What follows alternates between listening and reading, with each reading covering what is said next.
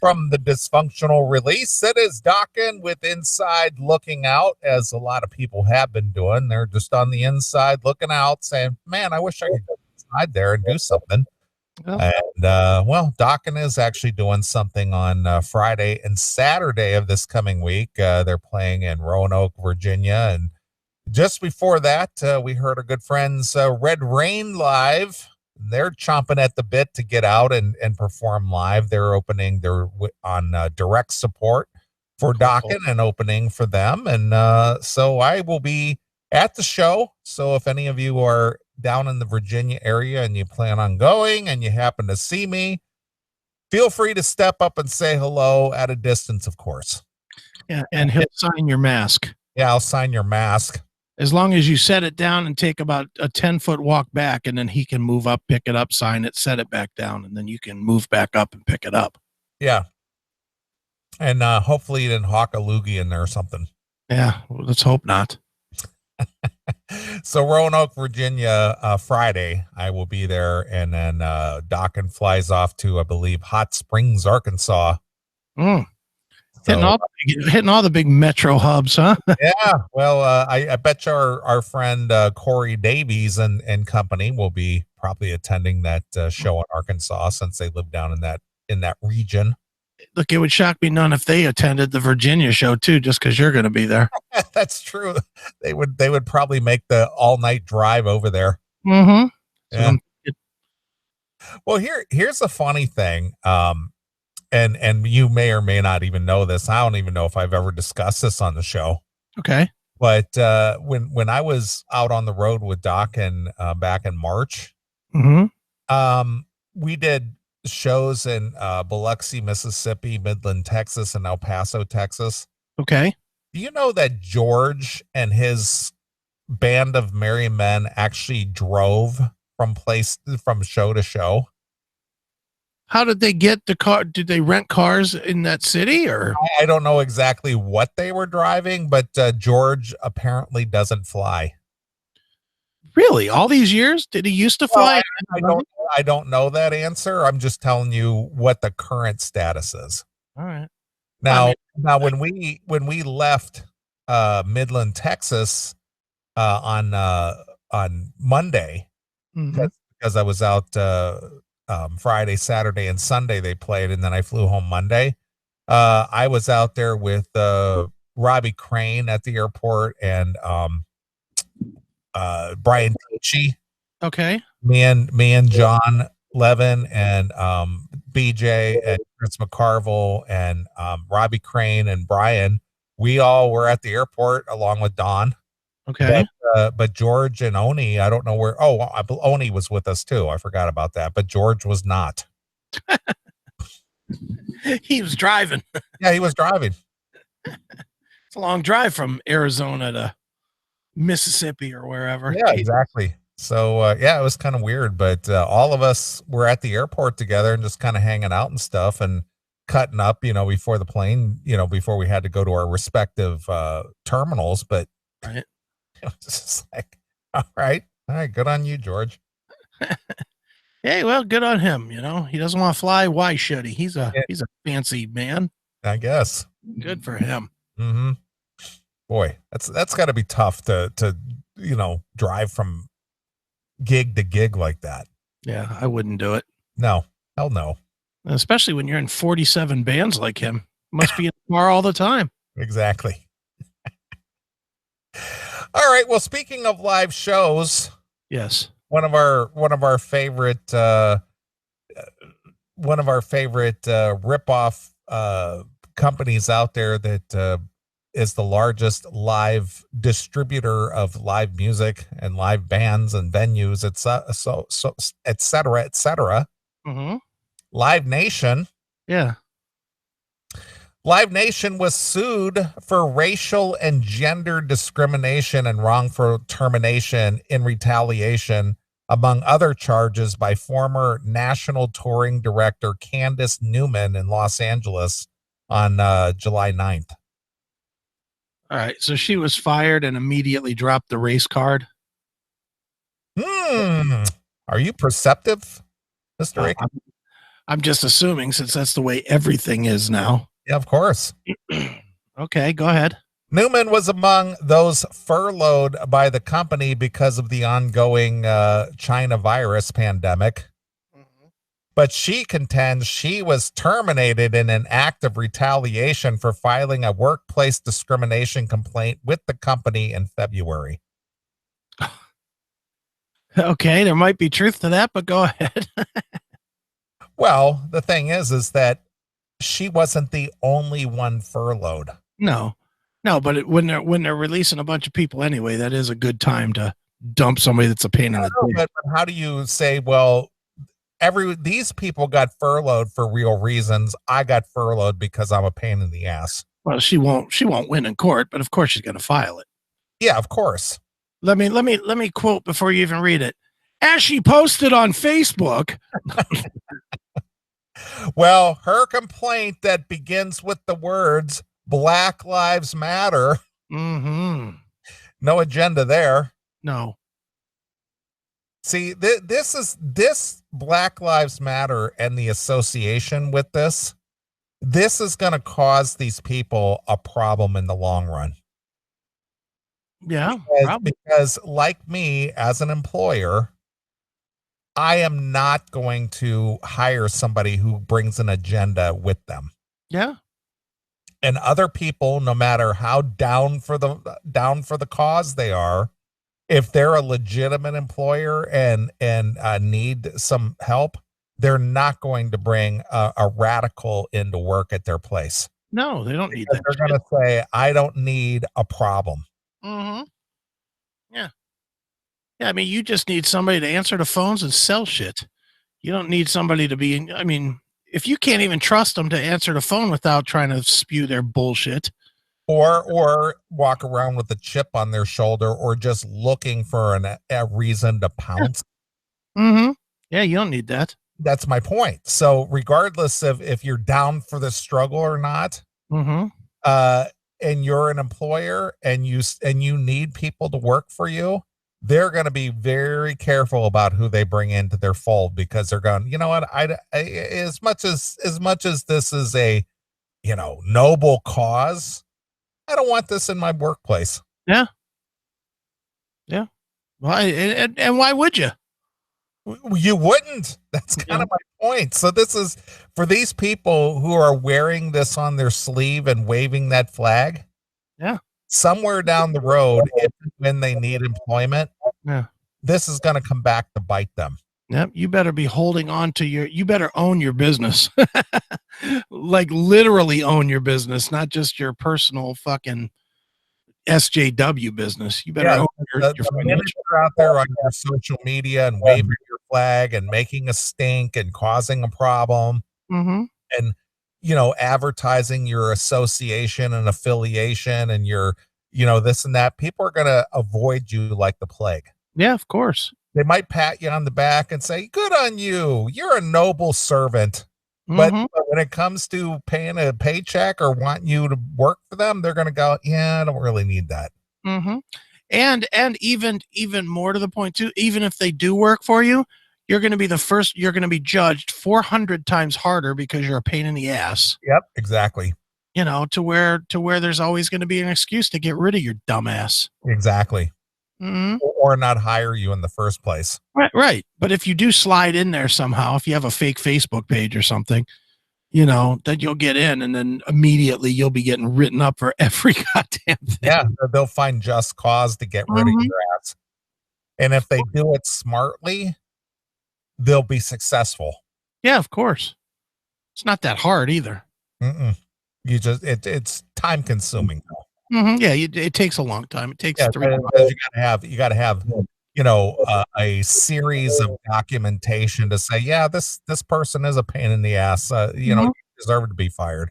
Yeah, it'd take about 3 months, but they'll get rid of you. Exactly. Newman alleges LiveNation continues to perpetuate race and gender inequalities, hiring, pay, and promotion, and fosters a toxic work environment of harassment, discrimination, and retaliating against employees like herself. Yeah, I'm sure they do. she filed this thing in February. We're in the middle of July. Mm-hmm. Somehow you were able to hang on for 5 months. Yeah. Somehow she stuck it out. Mm-hmm. Newman, a 38-year-old black woman and a single mother. See, always got to throw in your personal choices. Mm-hmm. Well, in other words, Newman, feel bad for her, comma. I always like when they have to throw in the single mother, mm-hmm. as if her personal choice to bang out a kid and not be married or be divorced or whatever the situation is somehow a factor in deciding your employment. Yeah. Newman, who took a dick from somebody that ran for cover because she was such a cunt. Yeah. Yeah, that's exactly right. Mm-hmm. Says she was employed at LiveNation for 11 years. So if they were so racist and all this, how is it that you lasted 11 years? Yeah. You mean it took them 11 years to finally get rid of your ass? Yeah, it's a pretty good run of being a cunt. Yeah. See that's the kind of bullshit that makes no sense. I mean, if this happens, say within a year's time, you might look at it a little harder, but somehow, some way, she was able to last more than a decade at her job without being without having harassment, racial disparities, all this other stuff. How did she last for 11 years? You're not very sensitive, Neeley. This was a very slow build. It was a very slow build to her. You know, it's like a rape victim that waits 35 years to say that she was raped. Exactly. See, after a decade, you're going, I'm going to question the whole racist angle here. How did you last 11 years in a racist environment like that? How did you do that? It was fear. I was afraid to complain. Year after year after year. Yeah, I was afraid to complain. Well, I'm going to be honest with you. I don't think I've ever been at one job for 11 years ever. I think the longest job that I've ever stayed at has been about 6 years. Yeah, the only one I've ever done is Econ IT. Well, that's not a job. That's your business. But my point is working for somebody. Yeah. I don't think I've worked for anyone more than 6 years at any one time. So 11 years would be a victory for me. Yeah. Other than the military, which was military is my longest at 6, 5. There you go. There you go. And everything else, man, by the third year, I was itching to get the fuck out of every job. I hated everybody by the end of 3 years. Right. Exactly. Or you've advanced yourself so much that you became a sought after property. Yeah, well, there was that. Or you sought out other challenges. Yeah, well, mostly the first part. Yeah, I just hated everybody. Well, okay, whatever.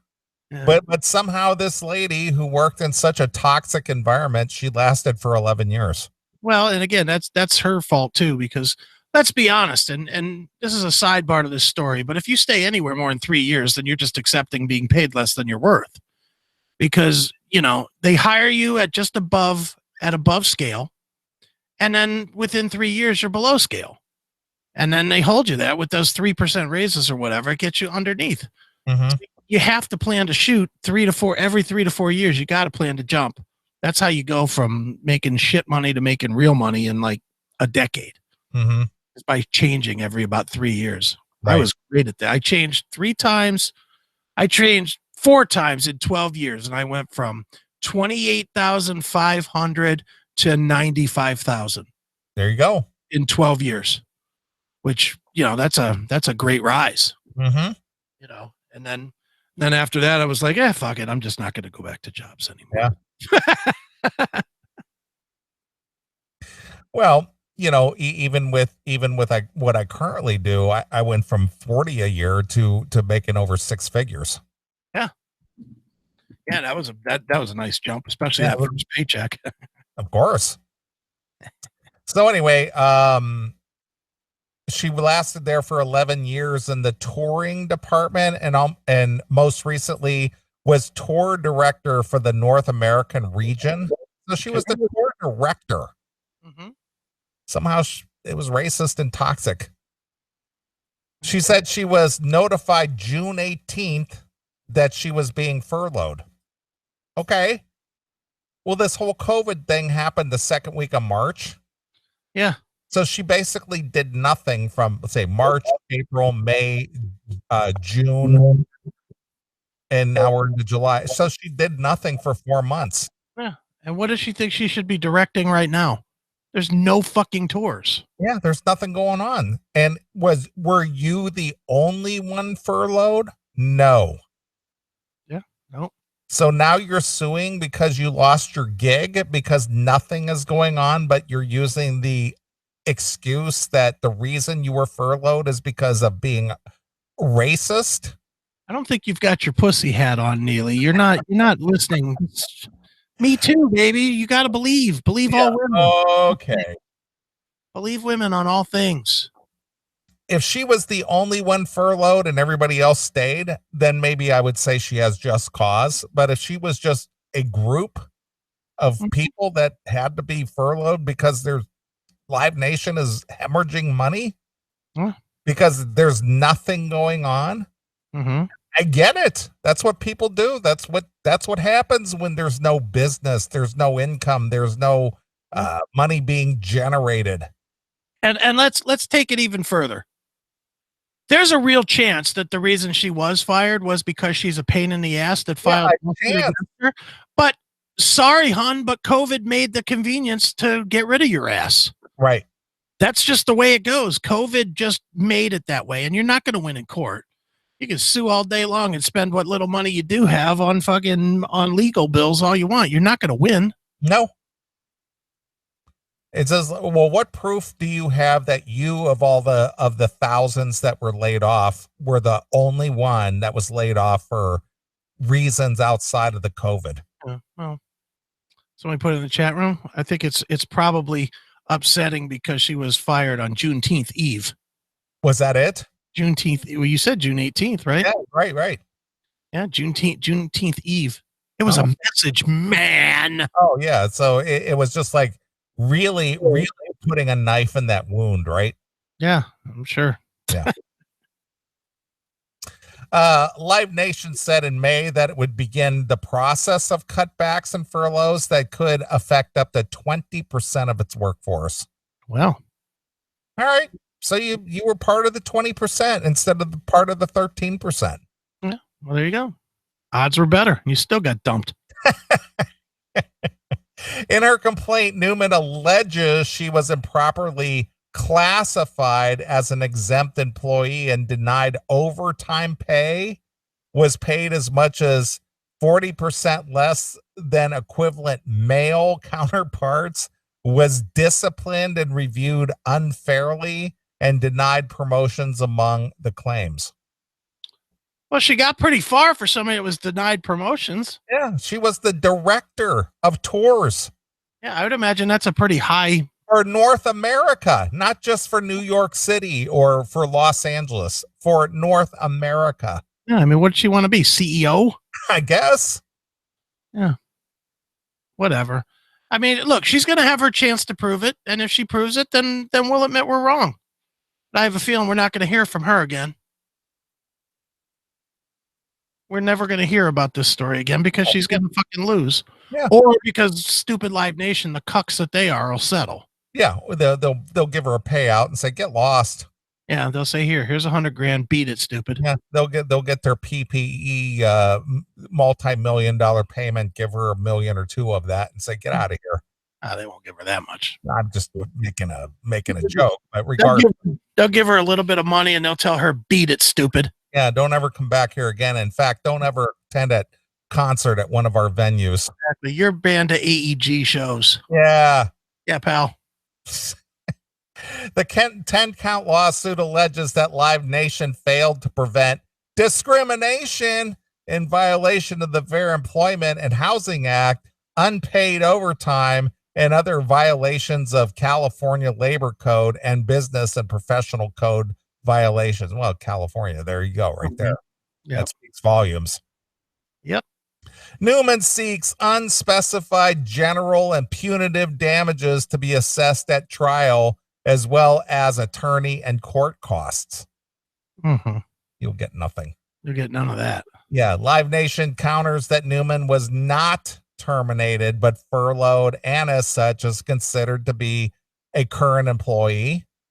Mm-hmm. In a statement to Polestar, LiveNation responds, "We are surprised by Miss Newman's claim of wrongful termination, as she is still an employee at LiveNation." With concerts on pause due to the pandemic, we unfortunately had to implement furloughs across our company. Most heavily impacted was our concert division, but our furlough staff are still valued employees receiving health care and other benefits. We're not doing anything now. So what are we going to do with you? Are we just going to let you suck off the what's left of the LiveNation teat until things get back swinging again, or what? You know how many people they had to rip off with those service charges to pay you? We cannot comment on specifics of the lawsuit while in active litigation. However, we would like to be clear that any allegations of bias and discrimination in Miss Newman's claim are completely unfounded.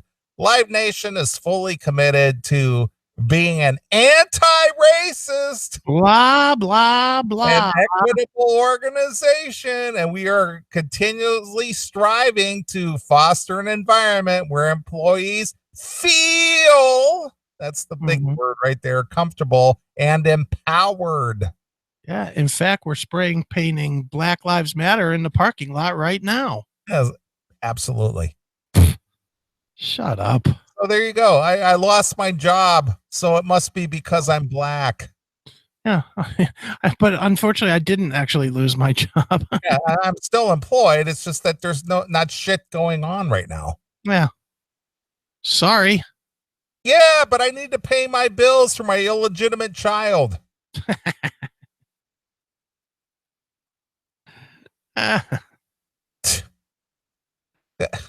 Yeah, look, I feel for you, but you know what? Walmart's hiring, so's Aldi's. Go get a job.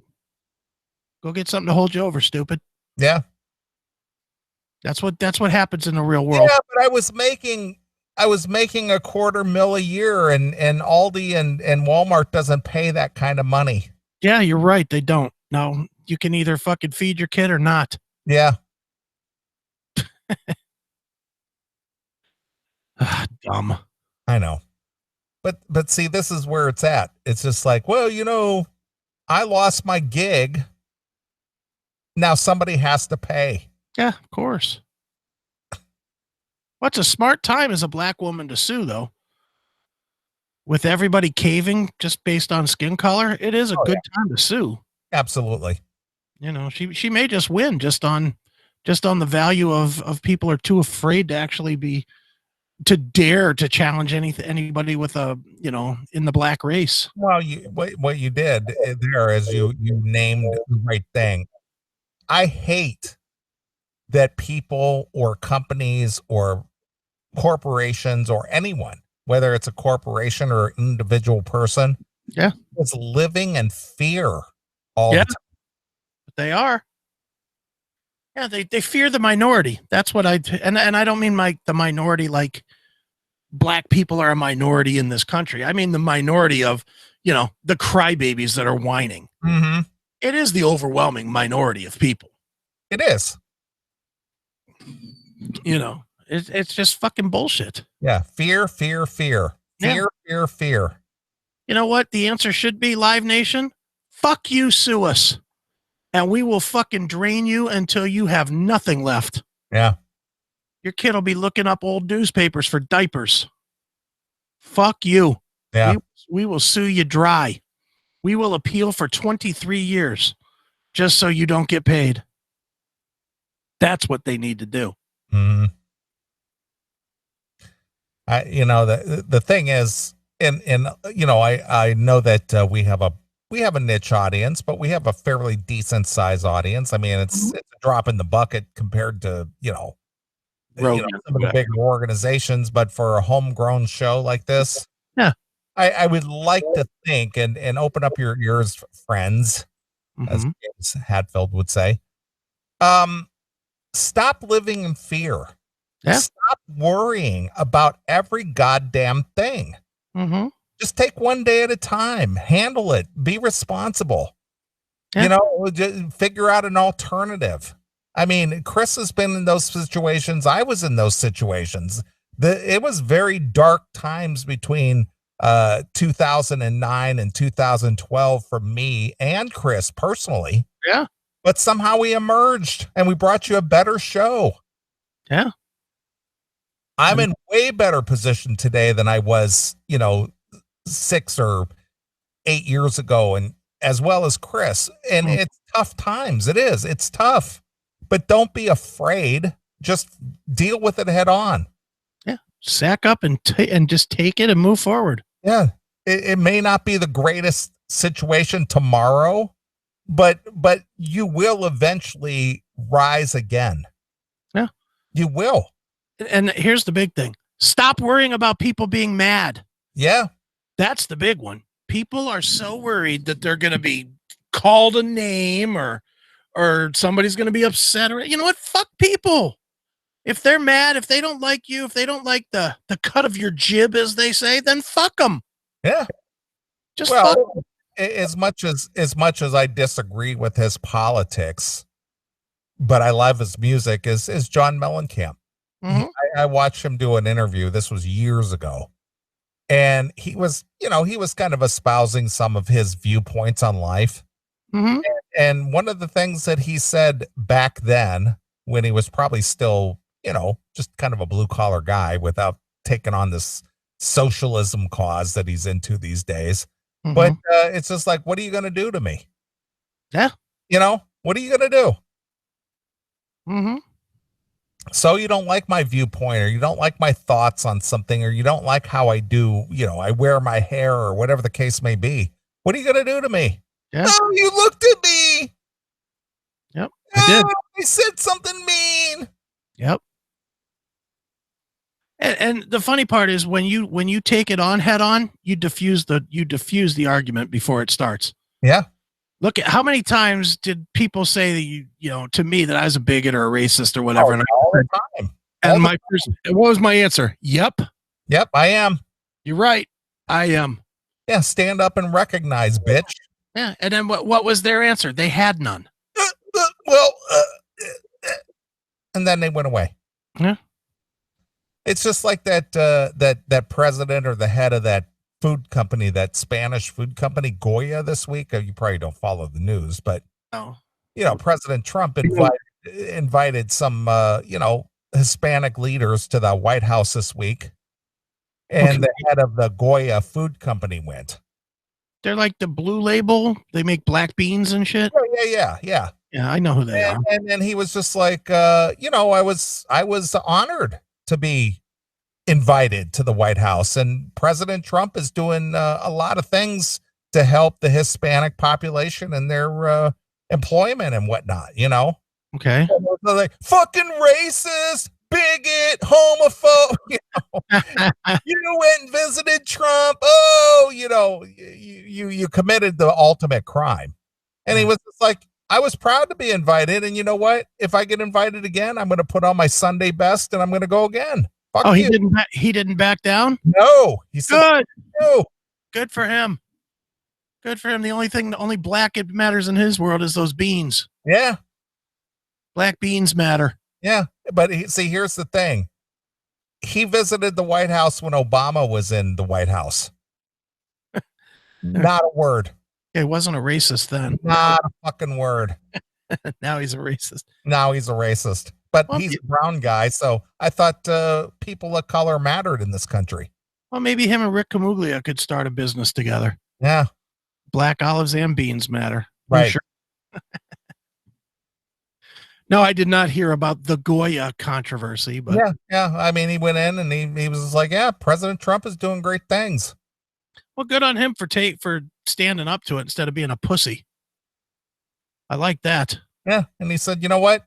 I'll go again. If he invites me again, I'll go again. Fuck you. Why wouldn't you? I find all that nonsense about, well, we're not going to the White House. Shut up.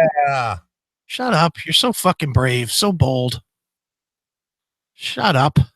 Yeah. So good on him. Yeah. With your fucking self-importance, not nonsense. I'm tired of everybody in their self-important bullshit.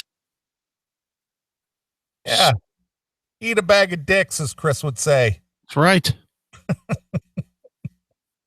All right. In the music and touring news, mm-hmm. What was that lady's name? Who? The lady we just covered. What was her name? Cunty Cuntface. Yeah, her. Was that her name? Well, as you're well aware, since there are no concerts and, for the most part, no sporting events and nothing going on. Candace Owens, maybe? Candace something. Her name was Candace something. No, Candace Owens is one of the good ones. No, I'm saying what kind of statement is that? One of the good ones? She's one of the good ones. Does that mean most are the bad ones? Yes. Okay. As long as that's coming out of your mouth, not mine. Yes, it came out of my mouth. All right. Anyway, Kanye West's Yeezy wasn't the only musician business taking a PPP loan. Okay. According to documents from the Small Business Administration and Treasury Department. Guess who else took money from the government because of canceled concerts? I actually do know the story, so go ahead. Guns N' Roses, mm-hmm. the Eagles, right? Pearl Jam, right? Green Day, mm-hmm. and many other touring musicians took out loans as well. Do you have a problem with this? No, I do. I don't for the most part, but I do a little bit. All right. What do you have a problem with this? Well, I don't have a problem. Obviously, these are entities. These are businesses. Mm-hmm. And if they qualify for the loan, yes, they should get the loan. Right. The question is, and I don't know the answer, and I know there's a whole lot of facets with this because I was actually going over this whole PPP paperwork this week a little bit. Yeah, it's a lot of fun. It's a lot of stuff. Mm-hmm. I'm going to use Guns N' Roses and the Eagles for the most part, because those are two very, very, very, very high profile bands mm-hmm. that make a lot of fucking money. Yeah. And they obviously have a very large touring staff, that goes from, stagehands to bus drivers to, all this other stuff that is part, I don't know. They may employ over 100 people for a tour. Mm-hmm. Would you say that's? Yeah, that's probably fair. Sure. Yeah. So these people, I would imagine, I'm just guessing, I would imagine that they're contract employees. Would you say that they're full-time employees, or would you say that they're contract employees? Because I know in the music business, a lot of these guys, whether they're tour managers or roadies or whatever, they'll work whatever tour comes up. They're not exclusively for Guns N' Roses, or they're not exclusively for, the Eagles. Sure. I would think it's probably a mix, because like Guns N' Roses, like I know for a fact Metallica has a core set of guys, okay, that are Metallica's guys, and it might be like the head of lighting and the head of, amplification and the head of the house mixing guy or whatever. Mm-hmm. Yeah, they do have a select group of guys that only work for them, but then they bring on people like the Ken Bars of the world. Yeah, there's a prime example right there. Yeah, they bring those guys on to contract for this tour or these gigs or this one show sometimes. Look at Don. Don contracts, sound guys every now and again just for like one show if he can bring them with him. Yeah, Frank Turnowski. Mm-hmm.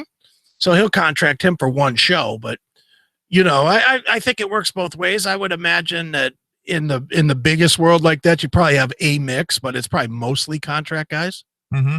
I would think so. Right. Well, getting back to this, these bands as well as other bands have taken advantage of this government loan situation. Mm-hmm. The financial support, which is part of the federal government's $2 trillion CARES Act to assist small businesses impacted by the corona, is intended to cruise and other support staff for current and future tours. Reps for the above acts did not immediately respond for requests for comment. The Eagles, Pearl Jam, and Disturbed, of all things, received between $350,000 and $1 million, and multiple other artists received between $150,000 and $350,000. Right. Other acts who receive funds include the Chainsmokers. I don't know who that is. Cheap Trick, The Head and the Heart. Don't know who that is. Imagine Dragons. I know who that is. Yeah. Jason Isbell. Okay. Lil Jon. Okay. Nickelback, Papa Roach, Pentatonics. Pentatonics, yeah. Rascal Flatts. Okay.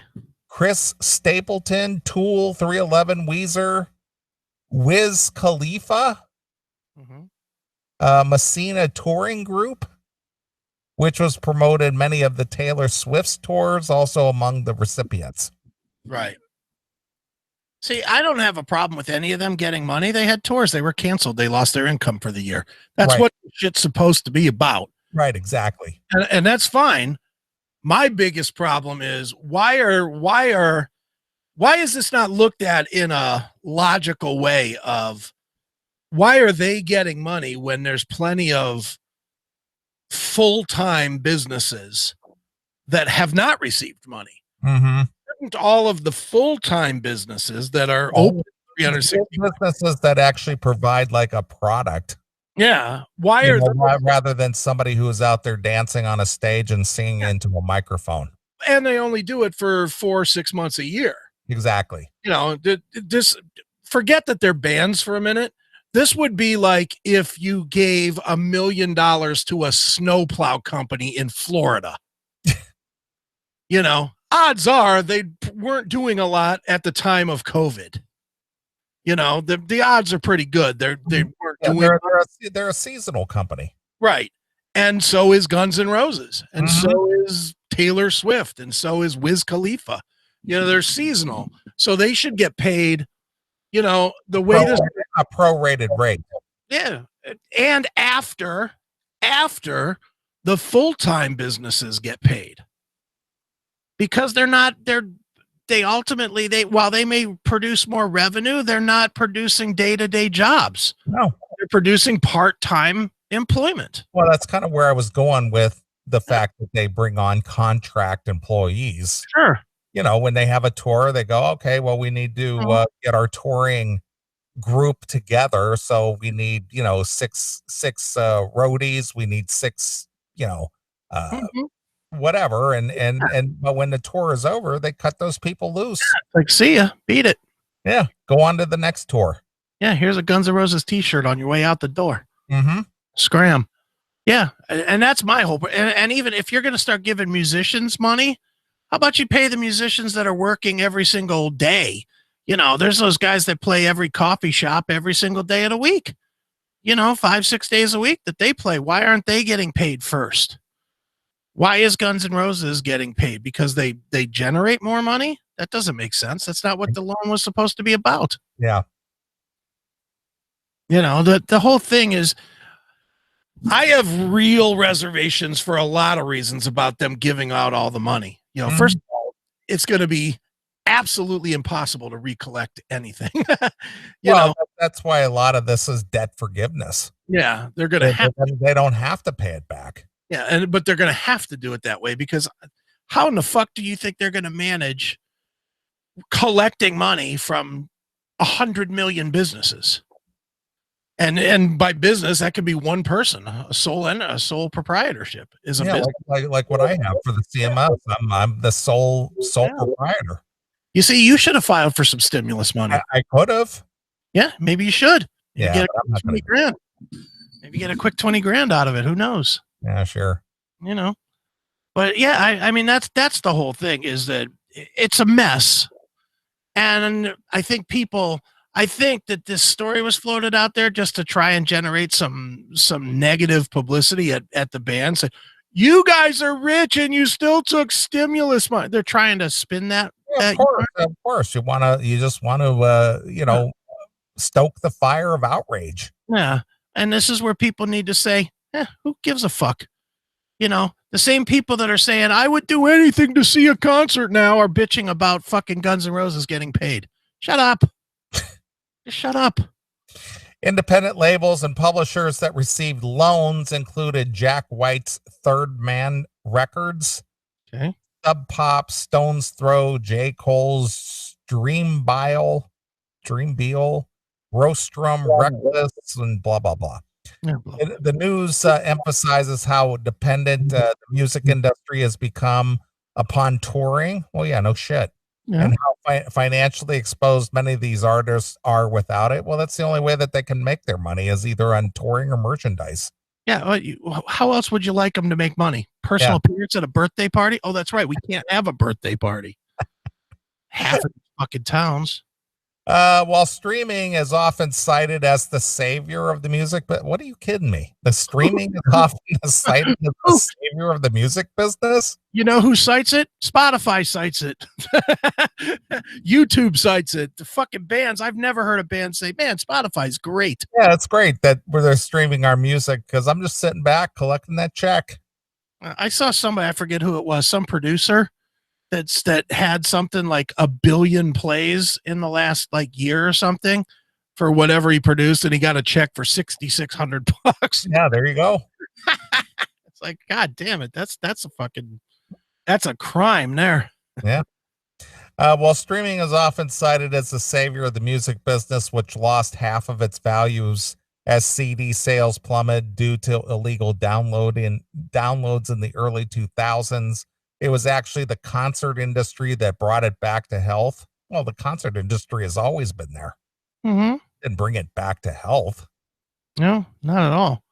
They just raised their prices, and their fans were too stupid, myself included. Well, that's basically it. That's what they did. They overinflated the prices to make up for the losses. Yeah, and dopes like me fucking wrote the checks, plopped down the credit cards, and fucking overpaid. Paid $150 a ticket for fucking Metallica. Yeah. Spawning multiple 9-figure grossing tours every year for the past decade. The relationship is symbiotic. People are rarely paid to see acts that they don't know, and streaming drastically reduced the cost and effort of discovering the music. However, touring represents the bulk of nearly all artists' income. Okay. The aid was significantly less than what they received by other entertainment-related businesses, including West's apparel company, Yeezy, STX Entertainment, New Regency, and blah, blah, blah, all of his entities. They both reported receiving $2 to $5 million and retaining 100 to 106 jobs respectively, while New Regency received between 1 to 2 million and retained 50 jobs. Okay.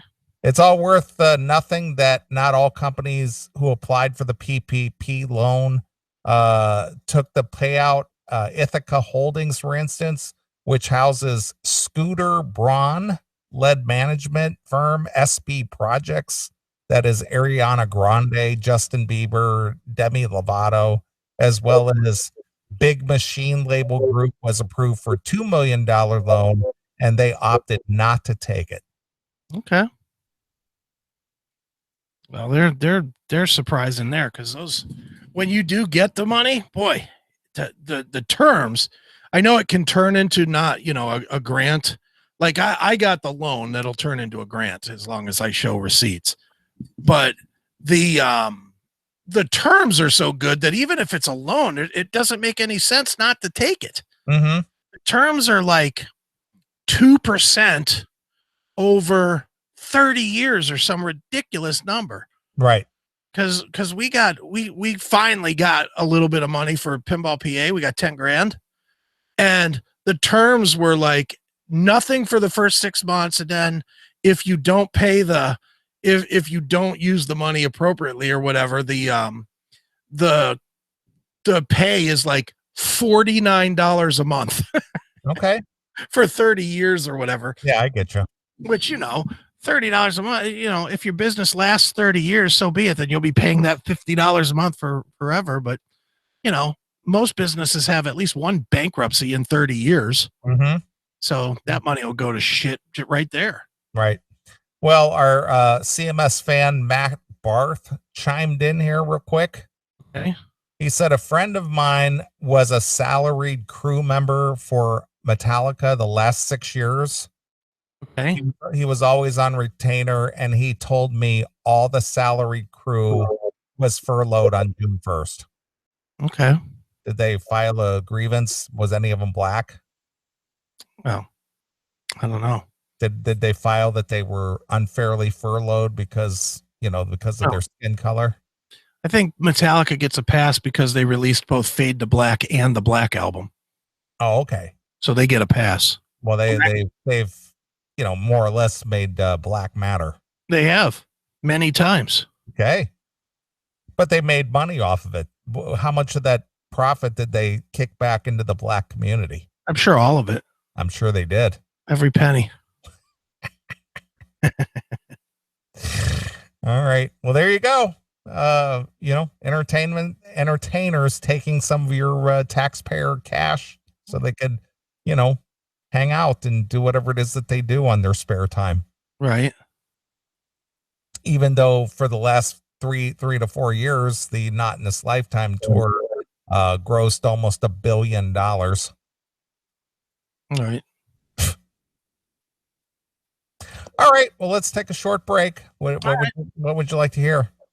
How about Charred Walls of the Damned? All right. That's some pretty hard stuff, but I liked it. It was really aggressive, but it was still melodic at the same time. Yeah. I love it. It's good. I've been listening to it a lot lately. I've been listening to these Richard Christie phony phone calls from Howard Stern on YouTube, and oh my God, they're so fucking funny. The Tradio calls are the best. You're on Radio. Right. So fucking good. It is. Yeah, let's go with Charred Walls of the Damned, the song Tear Me Down from the Creatures Walking Over the Dead release. All right. We can definitely do that. All right. Well, obviously, Richard Christie, who was on, is he still with Howard, or is that on there? Is he still obviously I haven't listened to Howard in years. Yeah, he's still there as far as I know. I mean, I'm never going to listen to Stern again, but right. I'll listen to the classic stuff. That's good enough. All right. Well, anyway, what was the name of the tune again? Tear Me Down.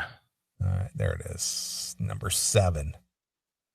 All right, well, let's play some Charred Walls of the Damned and a couple other tunes, and we'll come back. So here it is. It's Richard Christie. Is this with Tim Owens on vocal? Sure is. All right. So it's Charred Walls of the Damned with Tear Me Down exclusively here on your classic metal show.